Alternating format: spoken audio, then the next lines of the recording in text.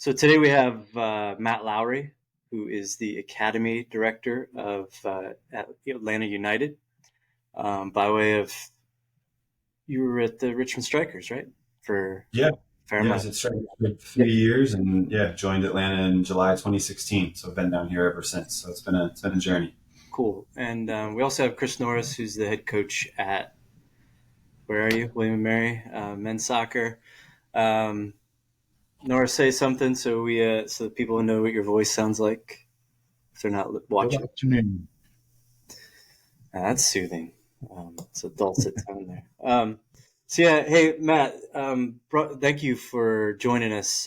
This is going to be pretty enlightening, I think, for kind of like where soccer is going in this country, and the attitude towards developing youth in America and all that good stuff.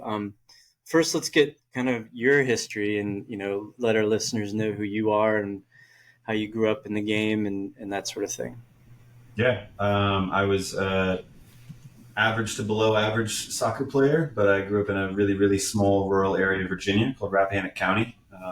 So played for a couple different clubs, but ended up at Charlottesville, Soka, playing for Brian Cook, who was an amazing mentor to me at the time, and he was one of the main guys that kind of pushed me to continue playing. I was in love with the game, but had certain talents and wasn't that great. So found a good pathway in Division 3, which was a perfect for me. It was amazing for me, but I ended up at University of Mary Washington with Roy Gordon. So played there all 4 years and really just wanted to stay in the game. Knew that my playing career was going to come to a dramatic end in my senior year of college. So I got into coaching. I got into coaching pretty young. So my sophomore year of college, I would train with the college team, and then I'd hop in my car, drive 10 minutes up the road to Stafford, and I had a U9 boys team that I worked with as well. So continued with them through college. So I was lucky. I had really good mentors around me. I had really good people around me that kept pushing me to continue with the coaching badges, the coaching licenses. And when I graduated college, I was able to go pretty much full time into coaching.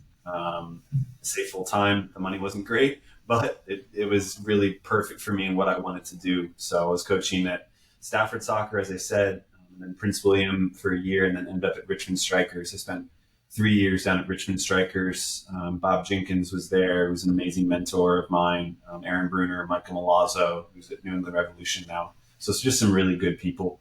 And then July 2016, had the opportunity to come down to Atlanta United as the U12 head coach. So jumped at it, chance to be part of an MLS organization and a brand new MLS organization. It was really exciting to be part of it from the get-go. And I've been here ever since. So coached most of the teams within the academy at certain times, had a short stint with the second team as an assistant, and an even shorter stint with the first team as an assistant.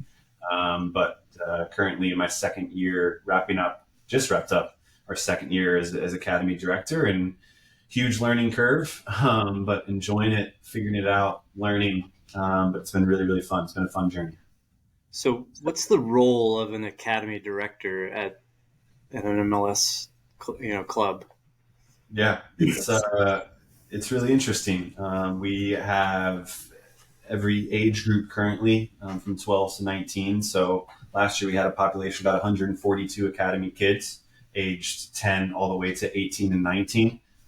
They play in several different leagues. So a lot of it is monitoring each individual player in the process because we believe in individual development within the team. So it's not team development. It's all about the individual player, but it has to be within the team concept. So it's really important that all our teams play in a similar way. It's equally important that all our coaches coach in a similar way because our players won't spend all year with one team. Almost zero players at our academy are going to spend the entire time within their age group. We're constantly moving players from team to challenge them, sometimes to ground them and humble them, or sometimes to not move them down in age group, but move them into an appropriate level where they can gain some confidence. So that's really my main role is who's moving where, when, and why. And making sure that we're intentional with our player movement to get the best out of the players. Right. And so this is just boys, right? There's no girls team, right? Yeah. And so when you are all of the like, do you guys as academy directors throughout the MLS system, do you guys talk to each other and are trying to develop teams the same way, or is it just franchise focused? And then, you guys compete, obviously throughout the year at different events, but um, is it kind of a rising tide raises all ships, or is it just individual club focused? I think it's a little bit of both. Academy directors are in constant chat with one another. I talk with a lot of directors weekly, some of them daily.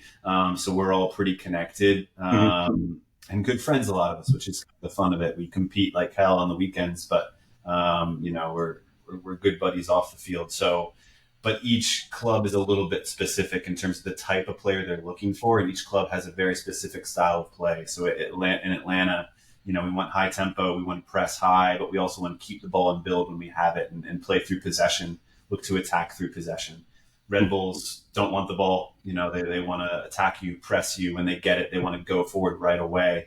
Or like a San Jose Earthquakes, who do an incredible job of building through all the thirds and playing in a really patient, possession dominant style. So I think each club is specific with their own style of play, but I would say that we work very closely together in terms of trying to push each other. We're constantly asking questions. What are you doing at your training facility? What does this look like? What was powerful to you to talk to your coaches or your players about? So I think there is a definite rising tides going on, but each tide is a little different and specific to each city and each club. Gotcha. And you say you start at U12s. How do you get kids there? Like, is it all from Atlanta for you guys, or what's your recruiting branches? What do those look like, and how do you grow your club and find the best talent? Yeah, it's first of all, the word is patience. That's to make it. The kids need patience, and they need to. There's going to be years of suffering, and there's going to be years of fantastic positivity. But just going through the process is important. But yeah, I think that patient piece is the most important thing. In terms of our population, 95% of our kids are from Atlanta. We do look up and down the Southeast a little bit. We've had some good Richmond kids that have come in, which has been really, really nice. And that probably goes back to my own roots and knowing those coaches up there and knowing those families up there. We do have homestays available, which is basically a couple different houses that we can house certain players in from out of town. They just have to be very special individuals. It's one thing to be talented enough on the field to move 8 hours away from your family, but you need to have a certain personality to do that as well. That's not easy, especially when we're asking these kids sometimes to move at age 15 or age 16. Some aren't ready, so we have to be really cautious that it's the right kid talent wise, and it's also the right kid from maturity, mentality. Is he going to be able to handle being on his own? But the majority of our players are from Atlanta. Right. So from a young age, how are you kind of identifying, like what's standing out to you guys? Because I'm sure a lot of the same characteristics are the characteristics that Norris at his level is looking for as well. So, what's a differentiator for you're watching a U10 match or you're one of your scouts is, and how are you saying to yourself or to each other that this kid is worth bringing in? It's a really hard one for us. There's no crystal ball in youth soccer. We know that every single generation that we have, 95% of our players are not going to be professional athletes. That's just facts. That's statistics from every club all over the world. So knowing that, it's really difficult to say which one's going to make it long term. But in terms of bringing them into our academy, obviously we look at the technical and tactical and try to have a comparison within that age group. An 11-year-old may not be able to hit a 60-yard diagonal ball, and that's okay in the moment. Can he control the ball? Can he deal with tight spaces? And does he have ways of impacting the game? And I think that impact is the thing that we look for the most. It's really nice to have a good soccer player. At the end of the day, professionals impact games. They stop goals. They start attacks. They, create goals with that final pass or beating that player, or they score goals. So we're constantly looking at those four categories. what do you do and what are you great at? You need to be good at one of them. And there's a lot of really good soccer players that can kind of move the ball side to side. This is great. How are you impacting the game? What are you doing? Stopping goals, starting attacks, creating attacks, or scoring goals. So that's really important for us because we don't know what they're going to look like physically at age 18. We can try. We do a lot of physical analysis. We do some genetic analysis. Like we try, but there's just no crystal ball to that. And the last piece and the most important piece is we don't know what they're going to be like mentally. Yeah. These 12, 13-year-olds, they all love the game. They're extremely driven. But when puberty hits and they start to think about other avenues, this is okay and this is fine. We just want the kid that's completely obsessed and driven to be the best. And we don't know who that's going to be. So the Right. mental side of it's a bit of a question mark. Right. So once you get them in your system, and you've obviously they're good players, right? That's a given. But how do you continue to develop them from a mental standpoint, and how do you keep them focused? That's how do that's got to be one of the bigger challenges that you guys face as they go through puberty and into driving cars and that sort of thing. 100%. Yeah, we try to do it culturally. It's difficult, but a lot of our culture talks and the parents. We chat with the parents all the time. We bring them in. We have parent meetings. We bring in outside resources, but our message is always the same. Be patient, get through the process. We'll take care of the player. If at the end of the day we do think that, we need to release the player and it's not the right environment for them, we're doing that for the good of the player because he's going to be better in a different environment. So we just try to preach that we care about the human, we care about the kid, be patient through the process. There will be years, every single player goes through it, where they're just not quite making the starting lineup. It could be at U15, which is a big jump for a lot of players. It could be at U17. It could be at our second team level. It could be at the professional level. But there's going to be some point in your career where you're scraping for some minutes. And better to learn that at younger ages than be the absolute best and then get smacked with that in the face when you're 18, 19. So that's kind of our messaging. We try to do it culturally. We do have a mental skills coach for our first team who does an amazing job of trickling down some really great information and a good mental skills curriculum down to the academy. So we're hoping to ramp that side of it up and talking about resilience and grit and these things that I think are really important for long-term development. But we do try to do it culturally with our language, with how we talk to them, and informing the parents. You're going to take care of your kid. We care about your child, and kind of trust us through that process. Talk a little bit about kind of the history and how things have evolved into where they are now from, the Development Academy, which I think was like mid 2000s or whatever it was, and then has grown into what it is now, and what the overall mission of U.S. soccer and MLS is to get players to the pro level to just kind of improve soccer overall in the U.S. Yeah, I think the biggest issue we have in the United States, and it's a weapon as well as a problem, is it's a huge, huge, huge country. So when you go to England and you play for Manchester United Academy, you can drive 20 minutes and be at 3 or 4 other professional academies at the youth level. You cannot do that in the United States. So the travel is immense. So the Developmental Academy, I think you're right. I think it was 2005, 2006, something like that. They started the Developmental Academy to try to bring these top academies together to compete together, whether it was at a showcase, whether it was through league play. And it was an ask financially for the clubs. But we got to compete. So I think the growth of soccer in this country has meant that a national league makes a lot of sense. Yes, there's a bit of a drive or a flight or a bus to get there, but the clubs everywhere are starting to get better. As you mentioned earlier, it's a bit of rising tides.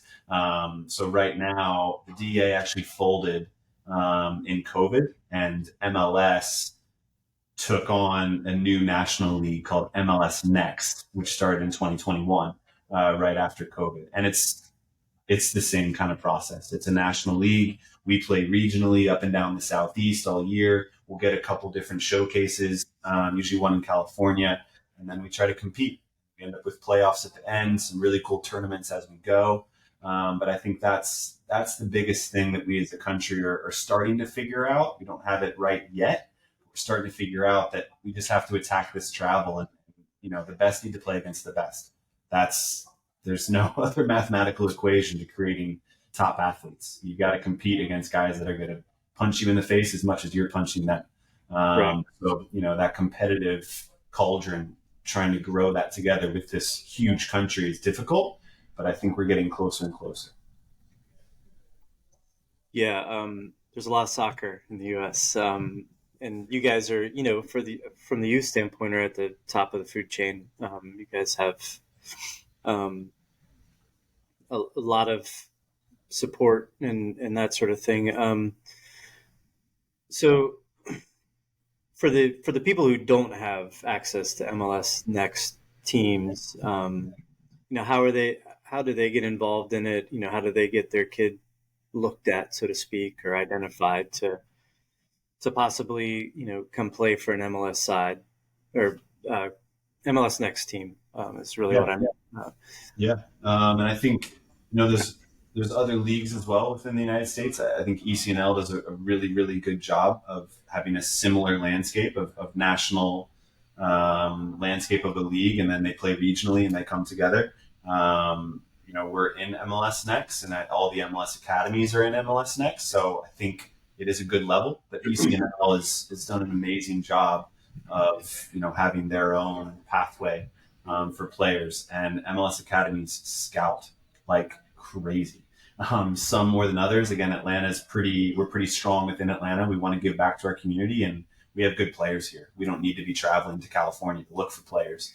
But there's a lot of clubs that maybe don't have a local market as strong, and they are out there scouting ECNL games, scouting MLS Next games, and best players get found. I really do believe that. I hope we're at the point, as big as the country is, that top players can find a way. I mean, Daryl Dike was a cool story, middle of Oklahoma, had to find a way to be around players, but he was found, landed at UVA, and had a really, really good career from there. So I think the scouting is good enough, if for the messaging to any player that wants to be at an MLS Academy or an MLS Next Academy, it's keep working, keep training.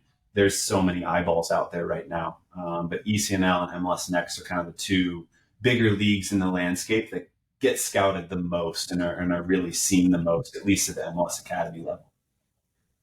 Gotcha. So we've kept Norris quiet for too long here. Let's talk about high school age kids as they get older, and then what are the pathways out of your guys' system, and what are the options that kids are finding as they graduate out of high school age and into whatever's next for them. So yeah, I mean, from your standpoint, Matt, I mean, you are trying to develop kids to go to your first team or to become a professional. So there's that, but then I'm assuming that Norris and his, college soccer coaches are also looking at those kids. And so talk about kind of the interaction between an MLS Academy, you guys, and then, who ends up in college and where a kid from MLS Next is typically ending up and all that good stuff. Yeah, I mean, from us, we know that 95 to 98% of our kids each generation are going to go to college, and we celebrate that. That's not a bad thing by any means. I think our country has an incredible opportunity when players don't make it pro at 16, 17, 18. They can go into a place where they get an amazing education, play really, really competitive high-level soccer, and can possibly come out as a pro afterwards. So we really push the college pathway. We tell our younger parents college should be priority A. If a pro contract comes, celebrate it. But you should be looking to come here to Atlanta United Academy to go play at the best college you can and get a scholarship if you can, to have an education. So we're really big on that messaging. We have a full-time college coordinator who's also our U19 coach, Ricky Davey, who came out of Georgia State. He was that assistant for several years. And he does an incredible job of making sure that all of our players are communicating to colleges, that the timeline is correct, that they've done everything they need to do in terms of tests and education, to keep all those doors open. So we're really committed that every generation we get through, 100% of those players land somewhere, professionally or college. What we don't want to lose with any kid. And we've been able to do that since the pandemic. It was really hard coming out of the pandemic, but we've been able to do that with all three generations out after the pandemic. So we're really proud of that. But we really pushed the college pathway. In a lot of ways, it's a better place for players because they will have that full-time education, regardless of where their soccer career goes. They're going to have an amazing opportunity to give back to the world. So from our standpoint, we're big on it. We have people in place to make sure that kids are taken care of, and culturally, we're always pushing it.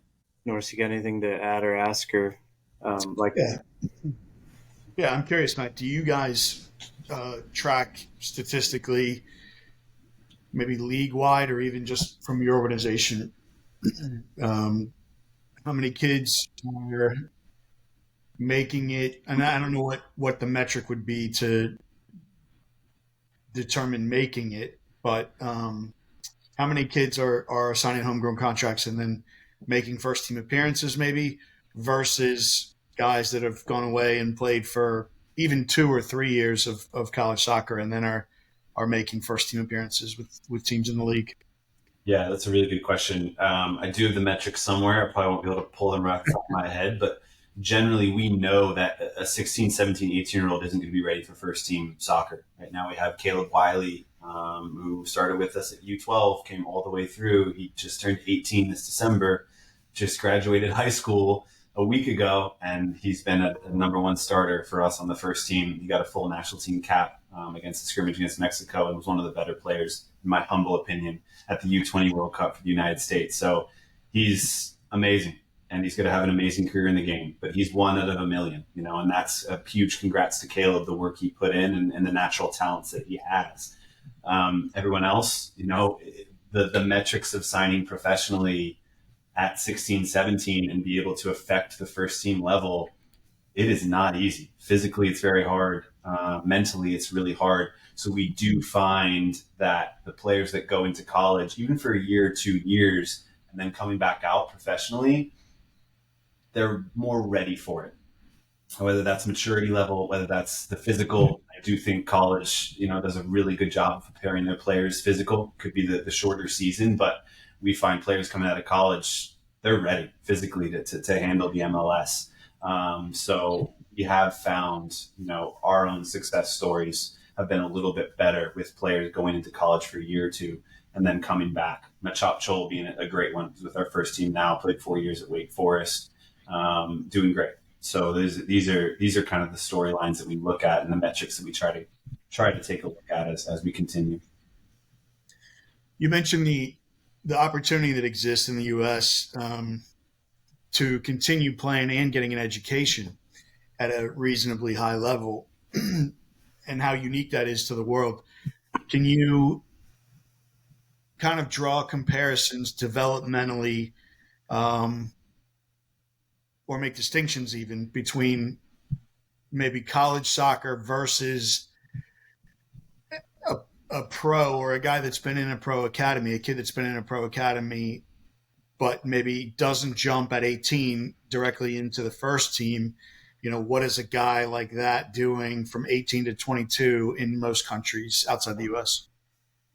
Yeah, good question. Obviously, with our guys within the U.S. and in the college system, that education is so huge. And I think that's the piece that gets lost in a lot of other countries is, I know in England, for instance, if you don't sign that scholarship at 16 and you're released, you got to kind of figure that out when you're done with high school. And yes, the university system is there, but it's not as available. And the scholarship system that's in place is not as available as I understand it. So a lot of those players from 18 to 22 are trying to figure out, and they drop into lower league levels. And a lot of times further down the rung you go in terms of the league levels, it gets more physical and a little bit less soccer.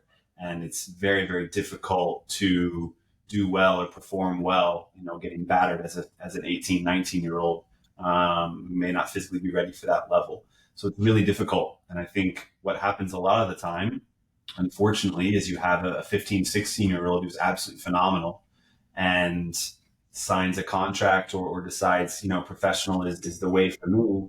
And 3 years later, it's a little bit of a different story because the other players around them have grown, they're physically more mature, and the same talents that this player had at 15, 16 are not there anymore. It's difficult. Development's not linear. If you're the best at 12, does not mean you're going to be the best at 15. Certainly doesn't mean you're going to be the best at 18. There's ups and downs to it. So that's why I think college is such an amazing pathway within this country. You have that education.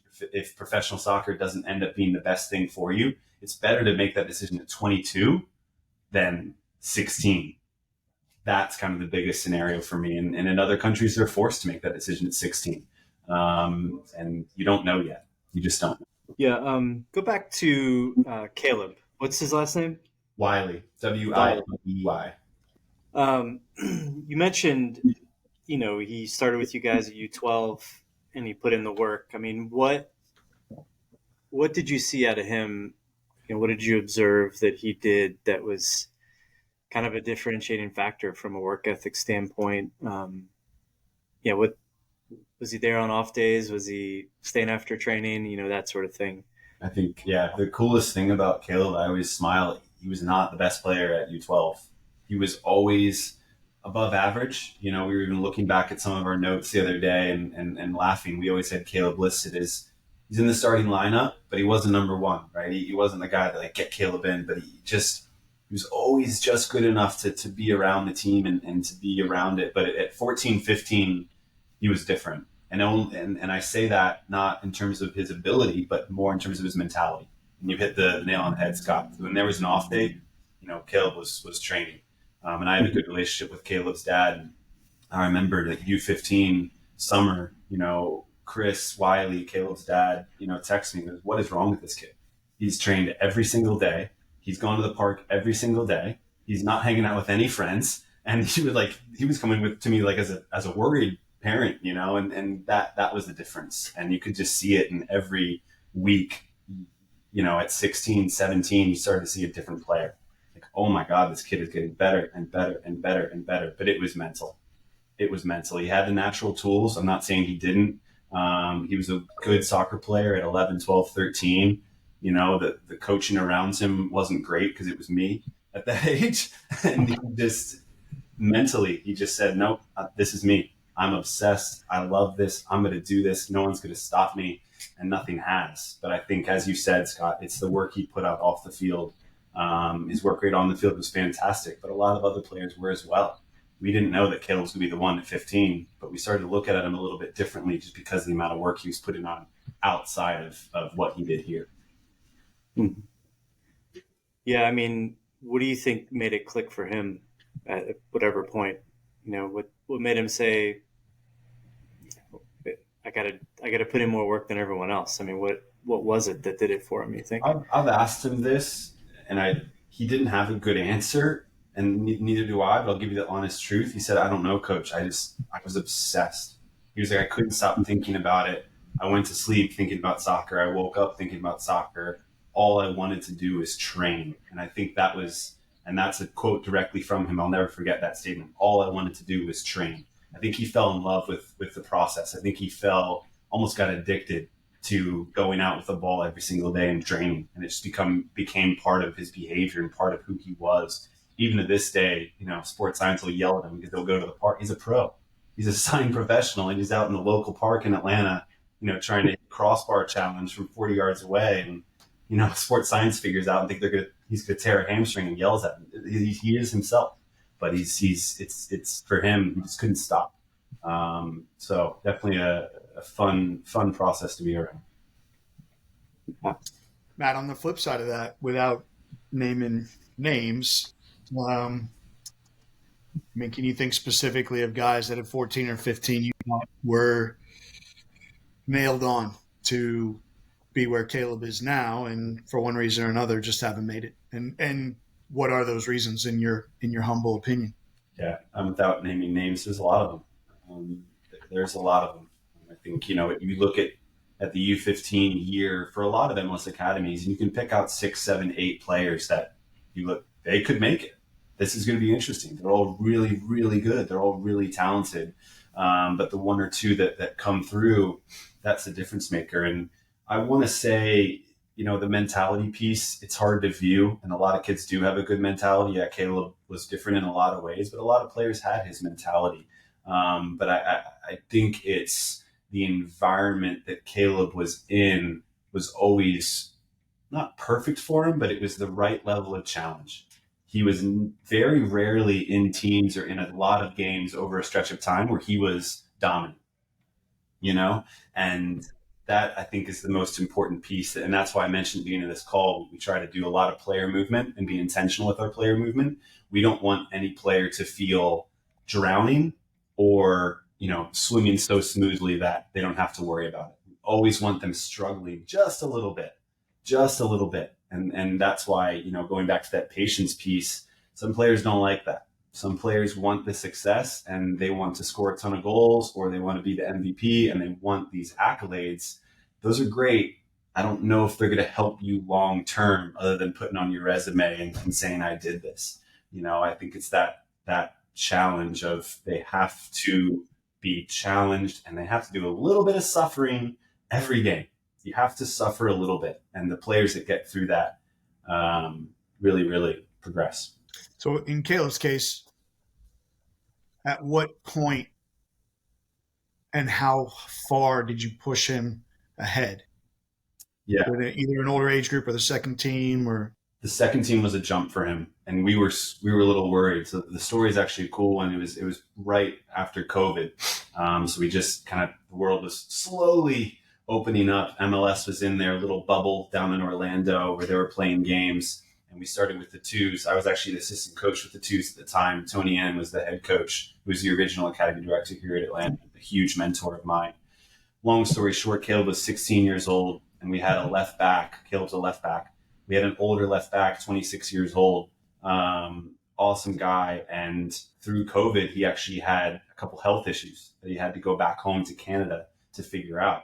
So Caleb kind of fell into a starting role at Atlanta United 2, which was in the USL Championship. And we were a little scared for him because we didn't think that he was going to be ready for that level. And, he probably wasn't. So that was the biggest jump for him, I think, in terms of figuring that out. But he swam, to use that analogy again, we threw him in the deep end. He had some good games. He had probably more poor games at that time than he would have liked, but he got through it and he learned each time. So I think there is a point, Chris, where you just have to throw him in and say, all right, you've done everything to this point. This next one's going to be a jump. And sometimes it's the reserve team to the first team. Sometimes the academy to the reserve team. And that's what I think the biggest jump for Caleb was. Sometimes it's 15 to 17 because that gap of physical maturation can be huge. But for Caleb, it was that jump into the second team. And yeah, there were some games where you wanted to say, man, this is going to be tough for you, but he was able to get through them. But it was fun to watch. So without, you guys don't have U19, correct? We do actually. We play in a local league, so we don't do much traveling with them. We play in a local semi-pro league, but we do believe in that group. Again, we want to get into college. So is that like a gap year kind of kid, or? Yep. It's players that aren't going to be around the second team or the first team as much. They're more on a college pathway, which is, again, not a bad thing at all. It's something we celebrate at this club. And that U19 team, they play locally, and they'll play in 3 or 4 college showcases throughout the year. We host one ourselves, which is a pretty cool event. We did the first one last year. Chris, you're, of course, invited. Please come down. But yeah, we just basically make sure that those kids are taken care of and have a good college pathway. The spring is always fun and interesting because those kids know that they're going to college and they get a little loose sometimes, and 19 coach loses its hair a little bit because he's got 9 kids at training. But no, it's a good group, and we think it's really important to take care of these kids and get them through. But we play in the UPSL, again, a semi-professional kind of local league, and they play against 25, 26, 28-year-olds a lot of times. So it's a challenge for them. A lot of times we're the better soccer team, but it's a physical push. But we just try to make sure they're prepared for college, they're prepared for the next step. But yeah, it's more of a gap year and a place for those players in between to stay and play. So the kids that do end up, they're going to know most likely that they're on a college pathway rather than a pro pathway. pathway to begin with. How are you guys as a club helping them find the right college? How are you interacting with coaches out in the country? How is that? What does that look like compared to the average? I shouldn't say average. That's not the right word, but a player who doesn't have the support of an MLS club, so to speak. Sure. Yeah, I mean that a lot of that falls on Ricky Davey and the college coordinator. He does a really good job. We put a lot on the kid. We really want the kid to take ownership over this next step. We believe, Chris, correct me if I'm wrong here, but we really believe that the college coaches would prefer to hear from the kid rather than the mom or the dad. So it's making sure that the kid is accountable, the kid is communicating, and we make all our kids do this. So even at 16, 17, if a player's saying, I'm going to be pro, we'll see, right? Communicate with colleges, follow this pathway.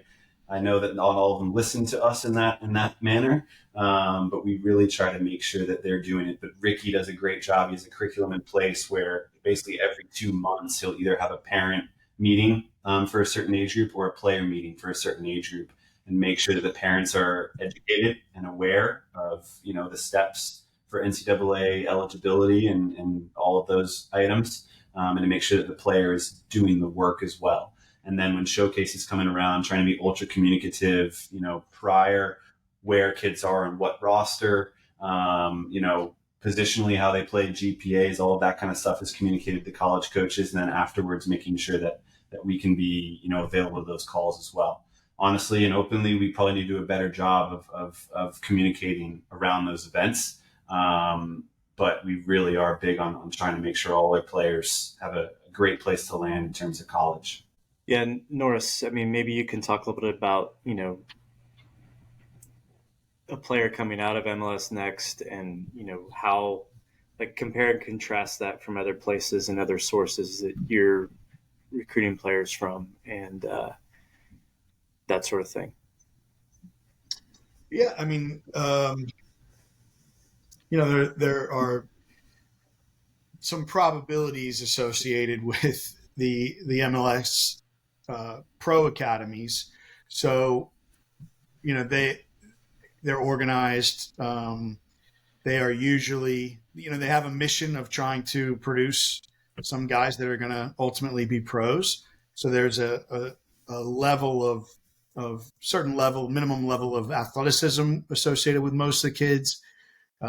There's the idea that because of guys like Matt and the resources that are available, that those kids are going to be pretty well trained throughout their career. Most of the time, there's a high likelihood that because of the amount of time that these kids have spent on their development, that there's some passion there for the game. There's some motivation, some self-discipline, outside of just those uber talented guys that can, kind of get by on talent, which there aren't too many. Most of the kids that are coming out of that sort of environment are, well on the way to having a professional mentality about training and playing. So, there's a lot of things like that. The downside for maybe somebody like me who's not at a Power 5 school is that everyone knows that. And so there are a lot of people looking at Matt's kids and there becomes a lot of competition for those guys when it comes to recruiting. But, in order to get the top players, you're usually going to encounter quite a bit of competition. So, Norris, when you say a professional mindset, what define that a little bit for people who, maybe haven't experienced that, and, how are they going to develop it? Well, I'll let Matt say how he's developing professional mindset, but how would you identify someone a player who you see who, is exhibiting a professionalism about them, from a training standpoint, and then from, interacting with you even, and that sort of thing. How do you identify that? I don't know about identifying it. I think it's important to try to define it first, which you did ask me to do. So, Matt's touched on a number of points already, and I just did there as well. Kids that are aspirational, that have a dream of trying to become as good a player as they can be, And there's a lot of people out there, a lot of young folks, whether it's soccer or not, that would love to be professional athletes. But there's a difference between wanting to be a professional athlete and then being able to grind and put in the work that it takes if your talent also matches up with that aspiration. So, I mentioned some of the qualities that we see in people like that. They're ambitious. They are driven. They're highly self-motivated. Matt mentioned earlier being resilient and having grit, being able to bounce back from setbacks, being able to go several years where you're not one of the top players in the age group, maybe, but still hang on to that aspiration, that dream of being the best player that you can be, and hopefully, being the best player that you can be makes you a pro or gives you an opportunity to maybe sign a pro contract someday. That's how I would sort of define it. And we're looking for the same kinds of things at our level. I really enjoy being at a school like William & Mary, where by the nature of our academics and the high selectivity of our university from an admissions standpoint, the student athletes that we're after often have many of those qualities. Sort of, they've either developed them over time or they were sort of inherent in their character. As it turns out, they also, most of them have those kinds of aspirations and qualities when it comes to their sport as well. And so, working with guys that really like to grind, like to get after it, it's cool. It's fun. Yeah. So Matt, how do you ingrain kind of that discipline mindset in your players so that they can be successful at whatever level comes next for them? Yeah, we grade it. So we do play reviews every 8 weeks. We sit down with the player and parent. Parent is not mandatory at age 17, and rarely does the kid let the parent be there at age 17, but all the way through that up to that, we make sure that the parent is there. And we have basically a report card where the player on one side is all technical and tactical, and it's all soccer related to their position if they're a little older, and more general if they're a little bit younger. And we just say, look, this needs improvement. We love this from you, all these kind of items. And then you flip it over and it's all the mental side. And we kind of listed out everything and it's a big list, but we want to go through that intentionally. And if they're showing a lack of emotional control, they're yelling at the ref, they're yelling at their teammates. If they show unprofessional behavior after the game, not cleaning up trash, not helping the coach, not helping their teammates or going off to the side and pouting, these are noticed, and we talk about them as a staff. That's why literally 2 sides of this sheet, one side is all mental, and it's kind of intentional to show the player, cool, the soccer is important. This is going to take you further than you think, and it's really, really important. So we literally grade it. We name all the items that we think are really important. We list them out, we describe it, and we grade it. And it's a RAG system, so red, amber, green. So red being, you need to improve this really quickly. This is not good. Yellow, amber, it's, hey, getting a little bit better at this, continue to work on it. And green, like this is really good for you. This is excellent. But that's how we really kind of keep tabs on them and show them that we care and that this is important. And then lastly, I'll just mention, because Tony Annan, again, my predecessor here at Atlanta, did an incredible job he had a small cultural detail that to this day is really important for our kids. If you come, Scott and Chris, and you come to Atlanta training ground, and you come watch a session, every single kid will walk by you, shake your hand and say hello and say good morning. And that is straight from Tony Annan's playbook. He is huge on players showing that professionalism, that maturity. And you'll have a 10-year-old run up to you and kind of tug at your leg, and he'll want to shake your hand. And does the 10-year-old really understand why? No, but over the course of 5-6 years, they start to understand how important it is to be a pro and to be polite to people and to say hello. So I just wanted to say that, because again, that was Tony's thing, and it's something that we really care about and we're passionate about to this day. But it's huge. It's huge to we have to grow the mental side for these kids, and they need to be great humans at the end of the day. If they're great soccer players, awesome. But all of them need to be great humans. Yeah, I mean, so do these kids, do they talk about these things? They get their reports and they're like talking to each other about what they need to improve? I mean, is it something that they're I'm sure it's different per kid, but are they out in the open with it and they're helping each other out, or is it so competitive that they're not helping each other out with it? I'm sure that it sounds like your culture is kind of a help each other out kind of thing, but We hope so. yeah, We hope so. I mean, I'll be honest. We recruit. We have about 18 to 20 kids per roster. It's the most competitive kids in Atlanta every single time. So we want them to work together, and we always preach be a good teammate. This is one of the items that we talk about in our mental. But these kids are fighting each other every day to try to get a starting spot or try to be the one that gets pushed up to the next team. So I think it depends on the kid. Some are pretty open about where they sit in their grades, and they find the other kid who's got similar things and find a way to work together on these things. Those are the cool moments. But there's a lot of kids that take it, push it down their pocket, don't tell anyone about it. I just hope that they take it intentionally, that they take it seriously, and that they work on it. If they're out in the open with it, cool. If you don't want to tell anyone about it, that's fine. Just let's work on these things. I think that's the most important thing. Yeah. I saw a Kobe quote, and I brought this up before, but it'd be interesting to hear your guys' reaction to this. Where I think he was coaching a youth team, and he was having the kids run after training, and one of the dads was yelling at his kid, come on, dig it out, grind it out, blah blah blah, and Kobe stayed quiet and came up to the dad after training and said, don't ever do that again. And he goes, I want him to decide to push it and give the extra effort.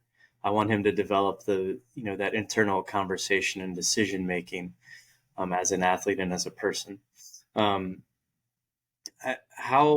do you guys identify that within young athletes and student athletes, Norris? And where do you see that mostly, and when is it important to you? I guess just kind of, what I'm talking about. And, when you see it, where do you see it, and that sort of thing? Yeah, for us, it's puberty. So right at 14, 15, we know that the 12-year-olds, the 13-year-olds, they're still really, they're role model learners. They want to impress people. They want to impress their dad, their mom, their coach. They're really big on that. When coach says, hey, Colin, I want you to run through that wall. Yes, sir. Right. They're going to go for that. But once they hit puberty, they start to be a little bit more interested about what their peer thinks. They get a little bit more, they don't want to listen to their parent as much. They don't want to listen to their coach as much. They kind of start to have that teenager attitude, especially boys, 15-year-old boys. So that's the moment where we start to look. And that's why I refer to Caleb at that 14, 15 year, because he was different. Like mentally, that's all he wanted to do. And that internal drive that you mentioned that Kobe was looking for, oh my God, through the roof. So that's the moment that we start to look, and we think of puberty and that U15 year really as the breaking point. U15 is a tough year for our kids. It's really competitive. We play a lot of other MLS academies. We have Generation Adidas Cup, which is against international academies. It's hard. And the kids that can go through that and love it and endure it and get better from it, we think have a good chance. And some of them, I don't want to say break, but some of them end up going, you know what? I love soccer. I'd like to do it at a different level. This is my dad's been pushing me all the way. I'm interested in other things. All of this is okay. But we look at U15 as the year where we find out. Yeah, and it's similar for us, except that we're usually starting to track kids a little bit later than that, a year or two later. So, behaviors and we're reliant on usually, at least initially, it's watching games and trying to assess behavior from what a kid's doing in games. So, it may be, to your analogy, it may be something like a recovery run. Is a guy making all the recovery runs, or is he cutting corners defensively? It might be some of the things that Matt mentioned earlier. We might stick around after a game is over and watch how a kid responds to a result. How he interacts with teammates or a referee or coaches after a disappointing result. So there's a lot of that goes into it. It's just about observing behavior, though, more than anything. And we've said this multiple times in various podcasts, like someone is almost always watching, especially if you're playing at an MLS Next Academy or an ECNL Academy or something like that. Somebody almost always is watching. Yep. The last thing I have is, so there's this argument that, the soccer that you guys play, isn't as, let me back up. So your players don't play high school soccer. And ECNL at the top end doesn't play high school soccer. Is that correct? Or do I have that wrong? It's club specific. Okay. So there's obviously the part of, playing in front of your peers, in school, and that's missed out on. You don't have like the lacrosse and football team rolling up and yelling at you and cheering you on and that sort of thing. And there's not the cheerleaders that you're not playing in front of a girl you're trying to impress and that sort of thing usually. So, how do you get a kid used to or understanding what that feeling is like for when they go to the next level, when there is a crowd and when there are people there, maybe saying something that's going to distract them or that sort of thing? Yeah. I mean, that's a really good question. And it's a thing it's a little bit, as Chris said earlier, you kind of throw them in the deep end at a certain point, because look, Atlanta United, if they've done anything right, it's that stadium, because they get 50,000 packed out in that stadium every single game. We're not going to be able to prepare any player, to walk out on that stadium and to see that amount of people. When I got to do it as a coach, I was blown away, and I was 34 years old. So I cannot imagine your 17, 18-year-old.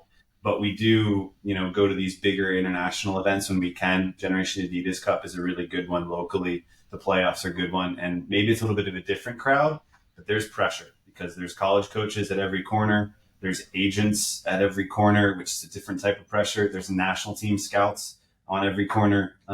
So you don't get away from the eyeballs. And here, you play at the training ground. We don't let a lot of people in. Obviously, families can come in and support their kids.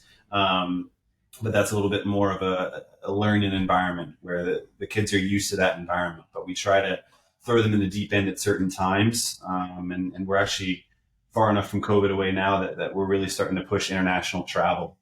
We got our U14s going to Amsterdam for a tournament, and we were pretty intentional working with some European academies to find a tournament where there was a crowd. And it was like a cool cultural event, and the flags are going, and there's a walkout. We wanted to find something like that, like a really European cool atmosphere, because we do want to prep them for that side of the game. It's a side that is hard to prep for. And I do think these kids miss out a little bit. I played high school for 4 years and loved it. I mean, it helped me in so many ways and helped me socially in a lot of different ways as well. So I do think the kids miss out on a little bit of that. It's one of those sacrifices that you make. There's pros and cons to every decision. But we do try to help them through that. But they deal with pressure. Just maybe from a different angle sometimes. Norris, am I missing anything from the college angle that you wanted to bring up or should be brought up? No, I don't think so. Okay. Matt's pretty thorough. Yeah. He is. I hope. So yeah, homegrown. Yeah, homegrown. That's right. Well, cool. Well, I'm gonna hit stop, but say thank you to Matt officially, and then I'll hit stop on the record. Thanks for having me. This has been great.